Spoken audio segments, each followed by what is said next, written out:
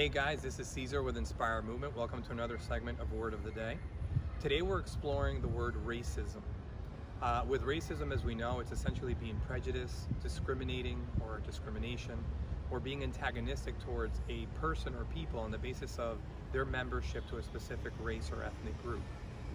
There's a lot of research studies that basically tie long-term health effects to those people that have actually experienced a overt racism throughout their lives.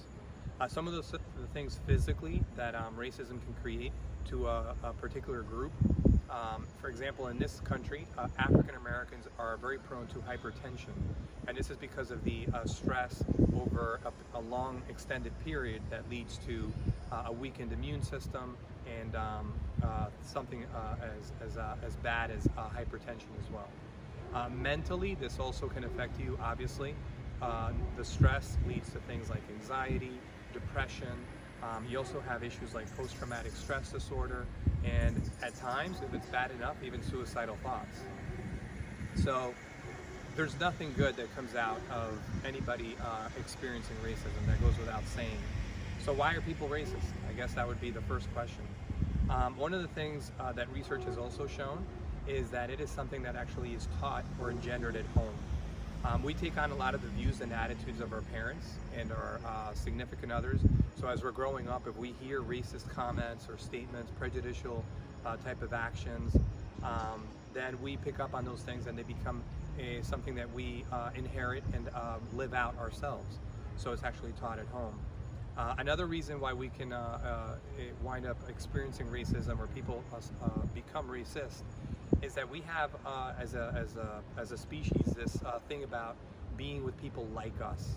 So a lot of times we sort of self-segregate, put ourselves in situations where we're comfortable in this specific racial group that we belong to, or ethnic group that we belong to, and we start creating sort of a they versus us attitude, which can exacerbate the issue with something like racism. Also, we're very quick to blame others.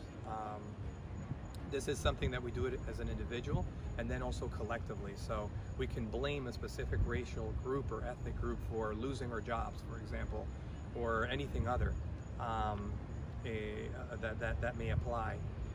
We're also very quick to judge others, right? So we're very quick to blame them or we're quick to judge them. So we categorize groups almost entirely because we may have had a couple of isolated experiences with a particular people. Now we basically lump everybody into the same sort of basket and look at them in a certain way, right? In a negative light. How can we deal with racism if we are experiencing it?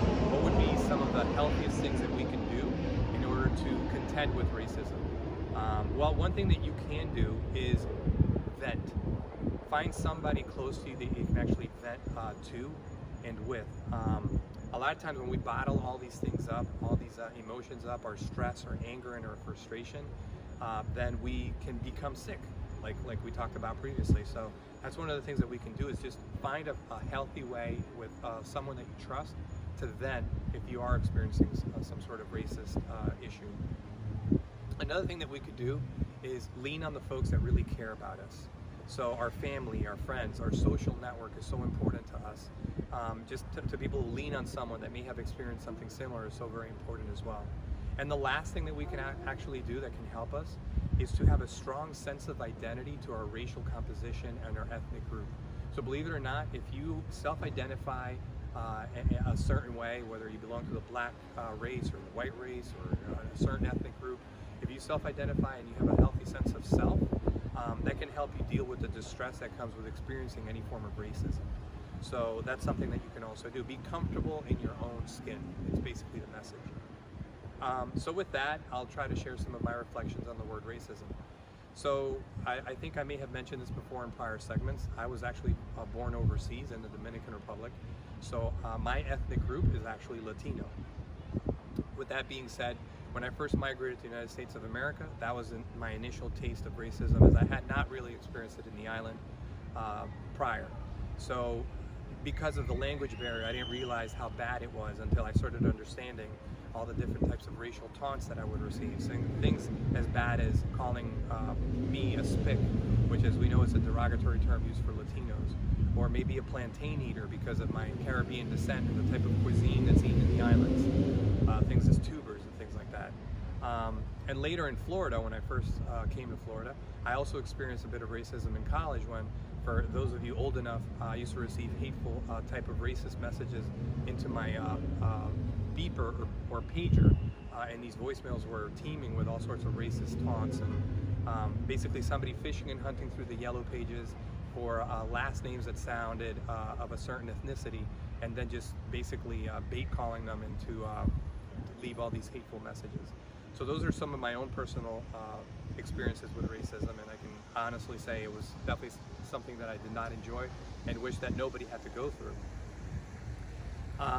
This day and age, we're going through incredible things, right? With the pandemic, the COVID-19 crisis has